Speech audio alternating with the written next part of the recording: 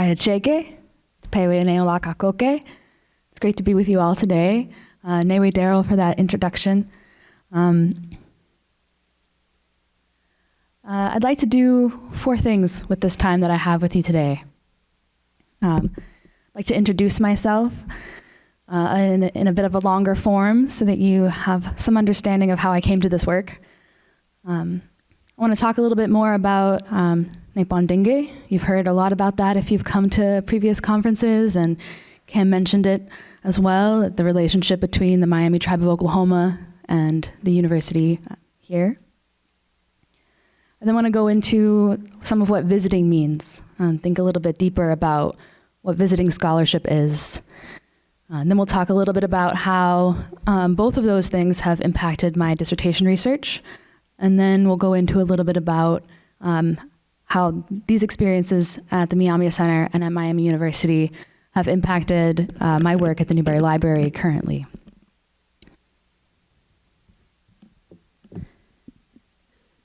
So I'm Madison Bastress. I'm a non-native historian. I came to this work primarily through my historical training. And as Daryl mentioned, I started working on the Reclaiming Stories project. But to get to that point, I wanted to talk a little bit about how I came to this field of work in general. And part of that work came from interests in mapping. And I had learned about the Public Land Survey System, which was a survey system that the United States still uses. It came out of the Northwest Ordinance in 1784, and it set up a process of taking land out of relationship through parceling. And I had learned a lot about that method, that system, but what I was interested in was the relationships that predated that system, and what were the relationships that system sought to dissolve or to break up. And in order to do that work, I needed to talk to community. And so it was at that point that I sought out somebody who could help me talk to community. And that's when I found Liz Ellis as a mentor.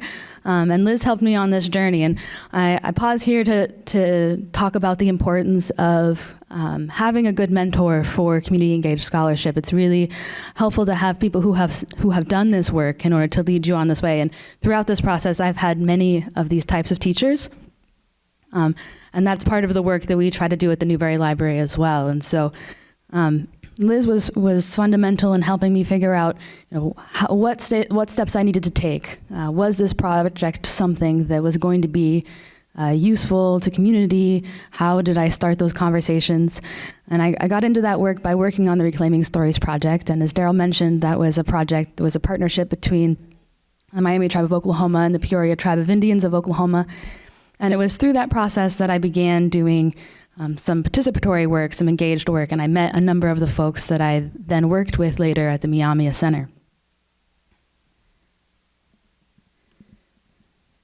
And so it was not until I began having conversations with the Myaamia Center, I gave a proposal, and I had read, many of you may be aware of the book Replanting Cultures, and I had read George and Bobby's work about Nipon-Dinge. I had read Cam's work about community engaged scholarship as a young scholar in the field. But it was one thing to know about these things and another to practice it. And so when I got to the Myaamia Center, Stella, who is the communications specialist at the Myaamia Center, asked me a question in the process of creating an introductory blog post. And this is how many of you may have met me for the first time, was in this blog. And Stella asked me a question: what are you doing at the Myaamia Center? It's a simple question, it's a fundamental question, but I was surprised how much I struggled to answer it. I had only been there for about a month, and I had done many things, and at first I took the question somewhat literally. What was I doing there? I was attending classes, I was listening to people share their research, I was attending meetings, I was visiting with folks, but what was the purpose? Why was I there? And it took a little bit of time, but I didn't have the language for it at that moment. But what I realized was that the answer was Nipon-Dinge. I was becoming a partner in learning. And as I spent more time here, I realized that my relationship as a visiting scholar couldn't be separated from this relationship between the Miami Tribe of Oklahoma and Miami University, and that I was really becoming enmeshed within that partnership. And as we stand here in the 25th anniversary of the center, I realized that coming as a visiting scholar really meant engaging in that relationship. And figuring out what that meant for me. One of the first questions that George asked me when I came was to think deeply about what this meant for me to come and do this work. And so I've thought about that deeply, and I still don't have all the answers. But what I have learned is that doing this work in partnership is a long relationship. It takes a lot of time. And the first year that I was here, I realized that I mostly spent that time learning how to ask questions. I hadn't come fully prepared to do the work. And at first, as an academic, that felt a little bit unnerving. I think in academia, we are often told that we need to come prepared to share things, to already have answers when we arrive. And when I came to the Myaamia Center, I had a conversation with Daryl and Kara and George, and they gave me a gift that I'm still grateful for, which was trust that I would have something to share eventually, and that I didn't need to come with all of the answers right away. And so I embraced that, and for the first time in my academic career, I didn't feel behind, which is in and of itself a gift, because we often, as Cam said, we often move too quickly. And when we move too quickly, we're not paying attention to those relationships that need our care. And so this rest of the presentation will focus mostly on method. I'm not going to get too deeply into the actual research that I've done for my dissertation, but I encourage you to be in contact with me, come visit with me. We have a table here today, or to email me or find me at community events and have a deeper conversation. And I'm looking forward to sharing a lot of that research with you in the future. But for today, we'll talk a little bit about how this process has informed my research.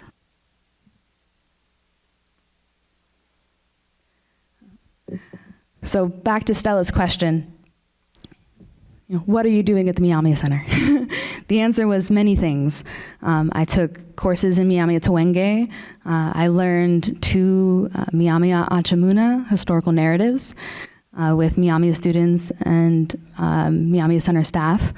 I attended heritage class and learned from and with Myaamia students.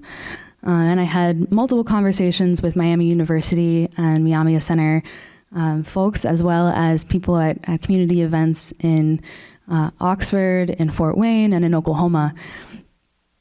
And during this time, I realized that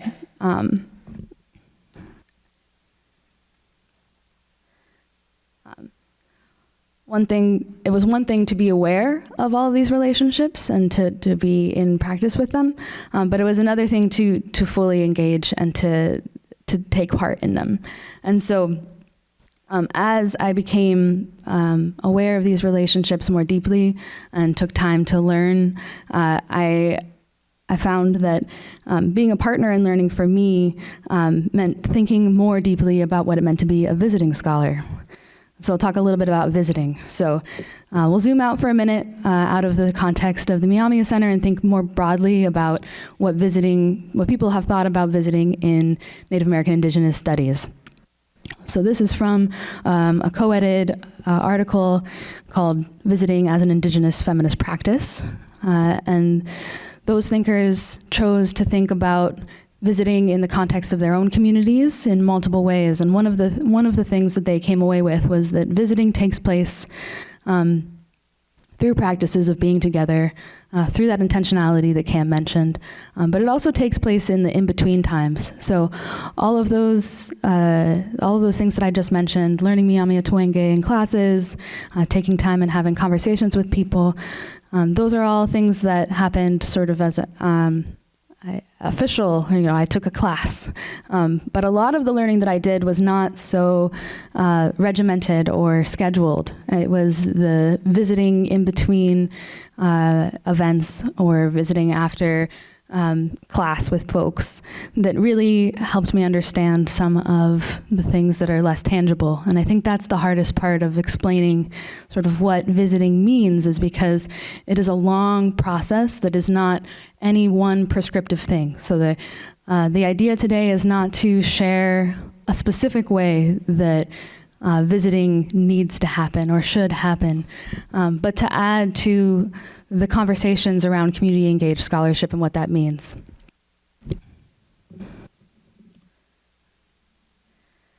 So here are two more quotes from that same article. We don't seek to tell the whole story. Visiting practices are informed by the context in which they take place. And so visiting scholarship can run from brief consultations to long-term partnerships. And there's not one way that's right, but there are certain ways that lend themselves well to certain projects. And for my project at this time, I needed multiple years to be able to actually fully understand the materials and to benefit from all of the things that I had to learn at the Myaamia Center. There was so much to learn that I needed that extra time, not just to become aware of resources, but to learn how to use them in my research and to take the time to figure out what that interpretive model looks like for me. So one of the most important parts of visiting here in this place was visiting in shared Myaamia Shawnee homelands and being in Myaamia places. And so all of this learning, language learning, learning with community happened in Myaamionge. And those relationships to place were essential to actually understanding some of the research that I was doing. I'm trained as a historian, and my research project was focused on Myaamia ecological relations in the 17th century. And so contemporary relationships with between Myaamia people and their homelands were essential to understanding that earlier period. And this contemporary relationship informed my ways of thinking about some of the research questions that I had about how people maintain relationships with place. And that's something that is continuing today. And so understanding the ways that Myaami people have maintained those relationships deeply informed that earlier period. And so as we think about some of the contemporary contexts, it's important to think about how revitalization impacts research. And we often think about the archival process that's necessary and drives revitalization. So that careful archival work that many of you are engaged with your own communities here at the Myaamia Center that helps situate the revitalization of current practices within those that are connected to the past. What I've realized as well is that ongoing revitalization practices also help me think about what questions to ask the archive. And when we think about connections between past and present, some of these contemporary revitalization processes lead to some really interesting questions. So here, in the last slide, you saw a picture of Jared Nally and I harvesting wild grapes. And these particular wild grapes actually grow best in the culvert next to the Taco Bell. And that brings me to something that George mentions in his thesis from the ashes, which is that sometimes we stand in a place and it's difficult to see the reverberations of the past. And for George, even as a Myaamia person and a trained historian, standing in a place, sometimes it's hard to see that place as connected to a past and present. It's hard to see that place. For George, as a Myaamia person, how is this a Myaamia place? And the answer that he had was that you have to stay there for a long time, and you have to think about it very deeply. And so being a visiting scholar allowed me to take that time to not just visit a place once, but to visit it again, and to sit with the research, and to sit in the archive, and to think about some of those things, and then revisit. And so oftentimes the things that we're finding contemporarily aren't going to look exactly like they did in the past. Sometimes the best grapes grow in the culvert next to the Taco Bell, but that doesn't make it any less of a Myaamia place. And that connection to place, I found that in the archive as well. And so sometimes some of the questions that I asked weren't specifically something that I learned in class or something that I learned in my Myaamia Twenge course, but more so made me pause and reflect. If Myaamia people are maintaining relationships with wild grapes that grow in the Taco Bell culvert in the 17th century, maybe Myaamia people were also finding ways to persist through drought, dislocation, to maintain relationships to place. And so although time and place makes those different, it also helps us to think about other possibilities. Imagine what could happen if we think about past periods of time. It opens up the possibility for different interpretations if we ask different questions of the record. And so as a historian, we're trained to sort of ask, how and why questions. But sometimes I had to pause and think about some of the assumptions that I was bringing to the record itself. Was I leaving space for some of these questions? And so participatory research helped me reframe a lot of the ways that I was engaging and led to some really different interpretations than I would have had if I hadn't paused to ask some of those questions. And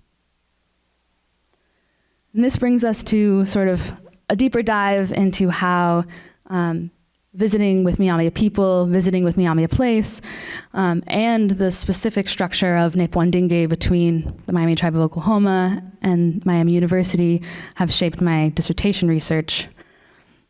And I can't talk about that without talking about the Ajantakia Fellowship. So, as many of you know from previous conferences, the Ajantakia or Changemaker Fellowship is a fellowship that the Myaamia Center has for Native folks who want to work with the Myaamia Center on a project that benefits their community. And during my time at the Myaamia Center, there were 2 Ajantakia Fellows, Jared Nally, who was pursuing a master's in environmental science, and Chris Boyer pursuing a master's in fine arts in English creative writing in the nonfiction program. And I was lucky enough to share space with both of them in the Myaamia Center. We called it the Myaamia Center Graduate Room. And Chris and Jared shared with me so much of their projects, and we had a working relationship that led to direct and indirect ways of learning together. And so this was sort of a microcosm of that partnership and learning. Although we come from 3 different fields, our research interacted with each other in really generative ways. So Jared's work on revitalizing relationships with Myaamia ecology in order to think about weaving practices, what plants Myaamia people have had relationships with, and what types of continued relationships will foster that revitalization. Things like finger weaving and cattail mats helped me think about some of the ways that Myaamia women's labor helped to guide some of the decisions that Myaamia people were making in the 17th century about how they traveled, where they stayed, and what decisions they were making politically at the time. Similarly, Chris's work on storytelling and stories helped me think about Myaamiaki as a storied place and ways that connections to place endured even during periods of time when Myaamia people were in movement, in motion. So the idea that movement during periods of disruption didn't take away from Myaamiaki as a Myaamia place, and those connections are deeper than just physical location. They're storied places. They are places where people return to. They're places where people have ongoing relationships and caretaking responsibilities. So things like prescribed fires in the historical record show to me that there's this ongoing relationship between Myaamia people and their homelands throughout past periods and into the present. Whoa.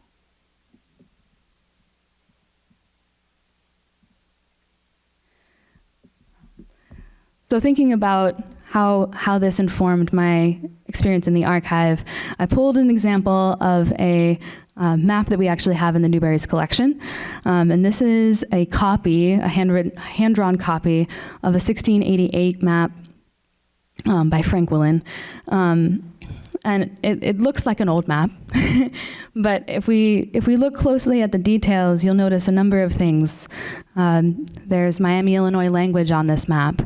There are specific riverways and connections and portages indicated. Before I was at the Myaamia Center, I may have looked at this map and thought about the importance. I would notice that this map shows Native presence. There's clearly indicators of Native place names. But after working for a long time and gaining that practice of pausing and thinking about place and about language, I noticed that the portage,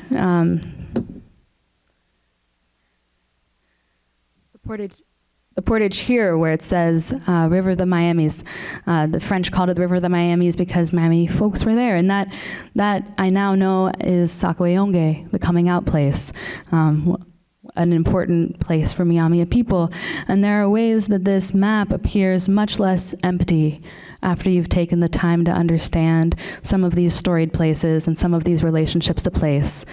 The river that you see right below where it says Fort Chicago, that's the Kankakee, and that's a place where Myaamia people have long gathered, wetlands where Myaamia people have long gathered tubers and other plants for foods and for material making.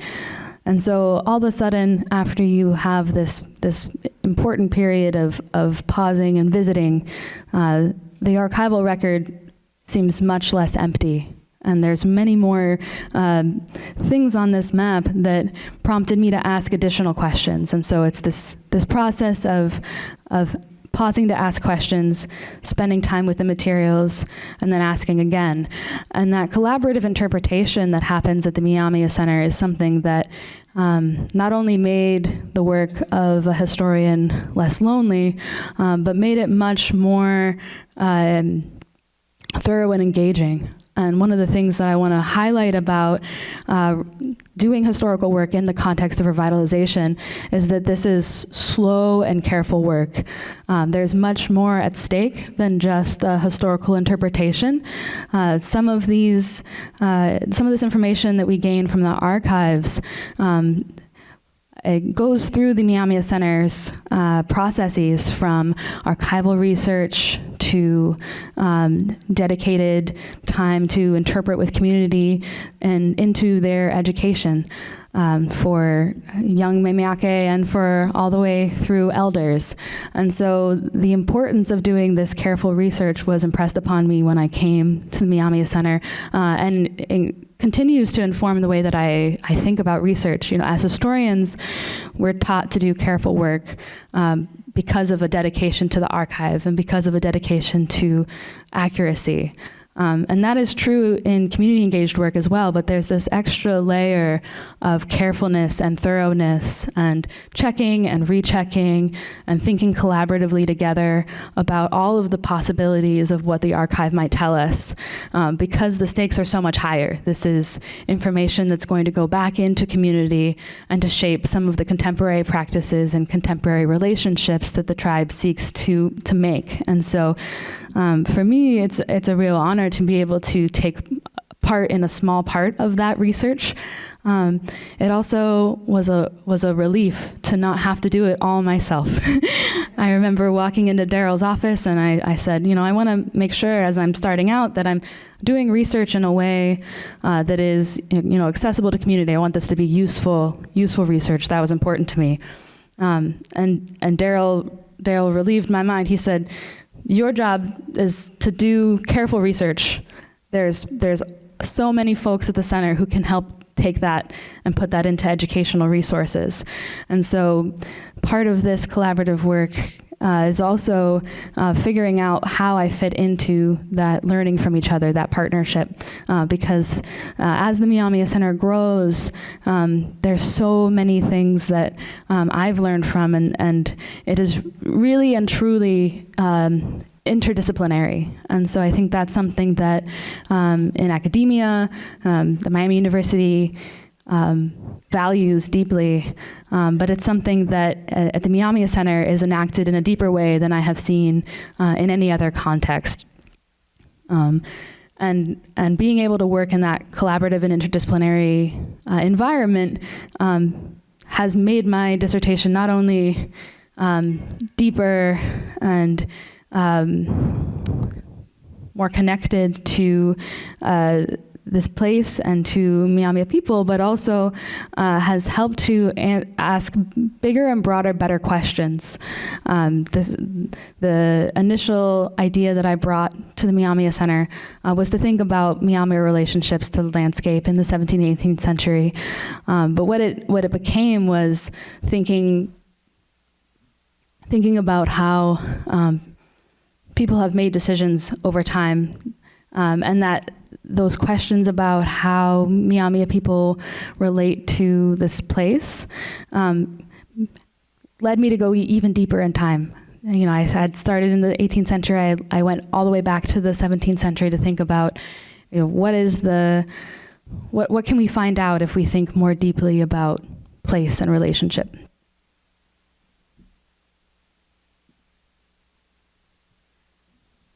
And so in the remaining time that I have, I want to go over a little bit about how this relationship at the Myaamia Center and Nippon Dinge, the relationship between the Miami Tribe of Oklahoma and Miami University, has impacted how I think about my work at the Newberry Library.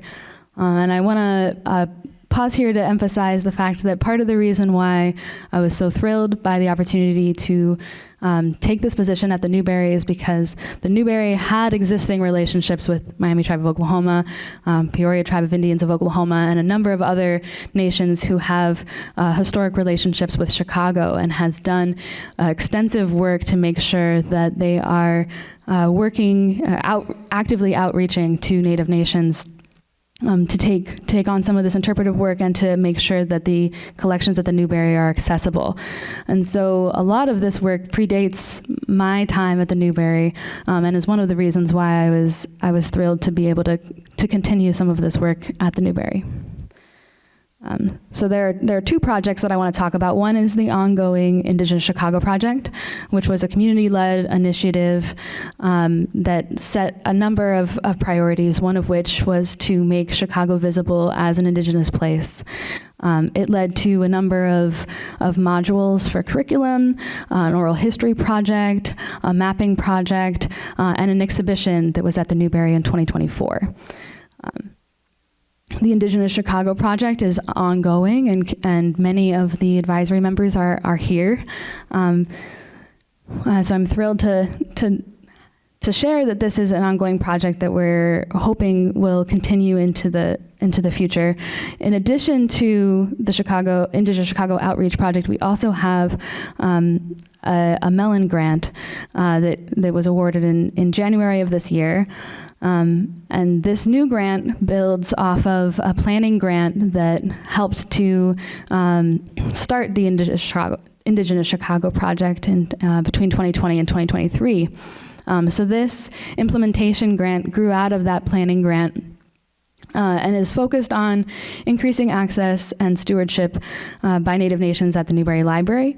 One of the main goals of the project is to ensure that there are community-defined access to culturally sensitive materials. It also makes sure that we have funding to do that culturally sensitive materials review work. It includes historical methods training programs.